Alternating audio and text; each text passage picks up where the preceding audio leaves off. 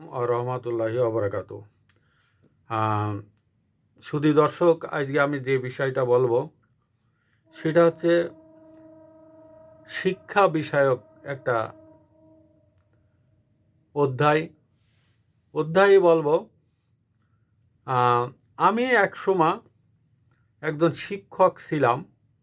এই কথাটা বলতে আমার কিন্তু এখন লজ্জা করে। চারিদিকে যে শিক্ষকদের উপর নির্যাতন, অবহেলা এবং তাদের যে নিষ্পেষণ, তাদের গায়ে হাত তোলা, এরা কারা করেছে? ছাত্ররা করেছে। আর এখন এই জন্য আমি কোথাও গিয়ে আমি কাউকে বলি না যে আমি একসময় শিক্ষার সাথে জড়িত ছিলাম। বাংলাদেশে ঠিক এমনই একটা ঘটনা ঘটেছে। সেই ঘটনাটা আছে ঢাকার মতিঝিলের পাশেই পল্টন এলাকায়।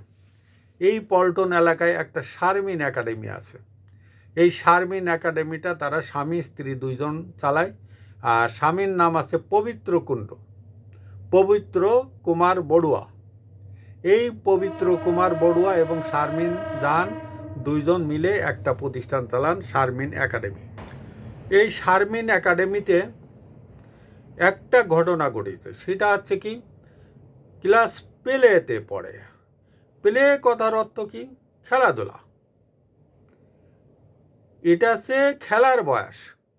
খেলার ছলে যতটুক সে শিখবে, এই ততটুকুই তাকে শিখাইতে হবে। জোর করে কোনো কিছু হবে না, জোর করে লেখানো যাবে না, জোর করে পড়ানো যাবে না। তাকে আদর আপ্যায়ন করে, তাকে হাসি মুখে সুন্দরভাবে বুঝাইতে হবে এবং খেলার ছলে যতটুকু করা যায়, এইটাই আছে পেলে। এটা জোর করার কোনো ক্লাস নয়। এটা বাচ্চারা হাসতে হাসতে খেলতে খেলতে শিখবে। সেই পেলের বাচ্চাকে হয় পড়া নিয়ে তাকে টর্চার করা হয়েছে, মারধর করা হয়েছে। তাই একজন শিক্ষক কিন্তু তাকে মারেনি, তাকে মারিছে দুইজন শিক্ষক, একজন শিক্ষিকা, একজন শিক্ষক। সম্ভবত এই শারমিন একাডেমির পরিচালক শারমিন জাহান, উনি এবং ওনার স্বামী দুইজন। এবং আমরা ভিডিও একটা সিসি ক্যামেরার একটা ফুটেজে দেখাচ্ছে বিভিন্ন চ্যানেলে, এবং এটা অনলাইন ভার্সনেও আসছে। এখানে ইউটিউব এবং ফেসবুকে, ইনস্টাগ্রামে এখানে ছড়াই পড়েছে। তো সেখানে দেখলাম দুইজন শিক্ষক তাকে মারিছে এবং একজন শিক্ষক স্টাপলার দিয়ে তাকে বলতিছে, তুমি যদি বাসায় গিয়ে এগুলো বলো তাহলে তোমাকে এই স্টাপলার দিয়ে মুখটা সেলাই করে দেওয়া হবে। তাকে ভয় দিচ্ছে। তো এইভাবে এই এবং তার মুখ চেপে চেপে ধরছে এবং তাকে মারেওছে।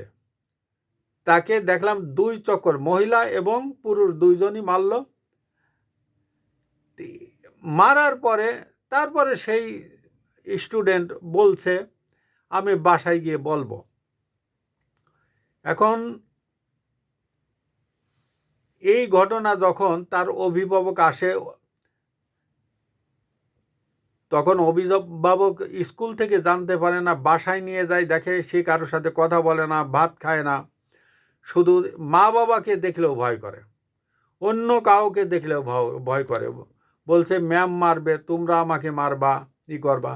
তখন তাকে সুন্দরভাবে তার মা কাছে ডেকে নিয়ে বুঝাইছে যে তুমি আমাকে বলো তোমার কি হয়েছে। তখন স্কুলের সমস্ত ঘটনা তার মাকে ওই বাচ্চা বলেছে। এখন সেই বাচ্চাটা একটা ট্রমাতে চলে গেছে। এখন কোনোভাবেই স্বাভাবিক অবস্থায় আসছে না। এখন শুনছি যে ওই বাচ্চা তার মা বাবাকেও ভয় পাচ্ছে এবং সে ওই যে তার নানি আছে, সেই নানিকে বেশি পছন্দ করে, নানির সাথেই যাবে। কারণ নানি হয়তো, নানি দাদিরা সবসময় কিন্তু বাচ্চাদের কিন্তু আদর করে, নানি দাদিরা কখনো গায়ে হাত তোলে না। আর বাচ্চাদের গায়ে যারা হাত তোলে তাদের কিন্তু বাচ্চারা কিন্তু পছন্দ করে না, সেটা মাই হোক আর বাবাই হোক। এখন এই অভিভাবক পরবর্তীতে ঢাকার পল্টন থানায় একটা অভিযোগ দায়ের করেছে। পল্টন থানার পুলিশ ইতিমধ্যে কেস দায়ের করেছে, কেস নিছে এবং সম্ভবত শারমিন জাহান পলাতক এবং শারমিন জাহানের স্বামী পবিত্র কুমার বড়ুয়াকে গ্রেপ্তার করেছে। এবং শারমিন জাহান পলাতক, এবং শুনছি যে শারমিন জাহান বিভিন্নভাবে এই একবার এদেরকে অভিভাবকদের মোবাইলে হুমকি দিচ্ছে, আবার কখনো আপোষ মীমাংসার কথা বলছে। ইতিমধ্যে স্কুল কিন্তু বন্ধ করে দেওয়া হয়েছে, অর্থাৎ শারমিন জাহানই তার একাডেমি বন্ধ করেছে অনির্দিষ্টকালের জন্য, যে পরবর্তী আদেশ না দেওয়া পর্যন্ত এই প্রতিষ্ঠান বন্ধ থাকবে। এদিকে সম্ভবত এই স্কুলের একজন প্রাক্তন ছাত্র, মোটামুটি একটু বড় হয়ে গেছে, সে বলছে যে 3 আঙ্গুলের ভিতরে পেন্সিল দিয়ে চাপ দেওয়া হয় পড়া না পারলে। 3 আঙ্গুলের ভিতরে পেন্সিল দিয়ে চাপ দেওয়া হয়।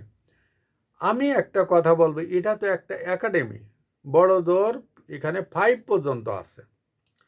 স্কুলটাও তেমন পুরনো না, নতুন স্কুল। এখানে 5ম শ্রেণী পর্যন্তই পড়াশোনা করানো হয়। এখন এই বাচ্চাদের যদি এইভাবে নির্যাতন করে 3 আঙ্গুলের ভিতরে, তো এই যে চোর ডাকাত যারা তারা এইগুলো করে, এই পুলিশ এই ধরনের শাস্তি দেয়।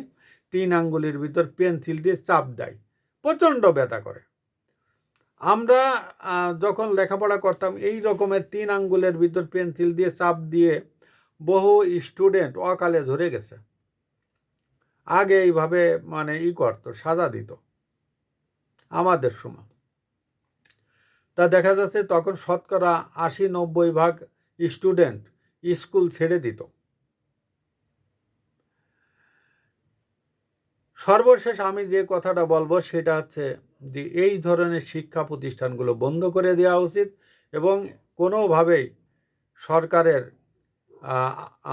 নজরদারির বাইরে এই স্কুলগুলোর জন্য না যায়। সরকার যেন সার্বক্ষণিক নজরদারি করে এবং বাচ্চারা যেখানে অবহেলিত এবং ট্রমার ভিতরে চলে যায় সেই সব প্রতিষ্ঠানগুলো বন্ধ রাখাই ভালো। আমি দীর্ঘ 30-35 বছর ধরে শিক্ষকতা করেছি। আমি জানি, আমি জীবনে কোনো দিন কোনো বাচ্চার সাথে রাগারাগি ফালাফালি করিনি এবং কারো গায়ে হাত দিইনি।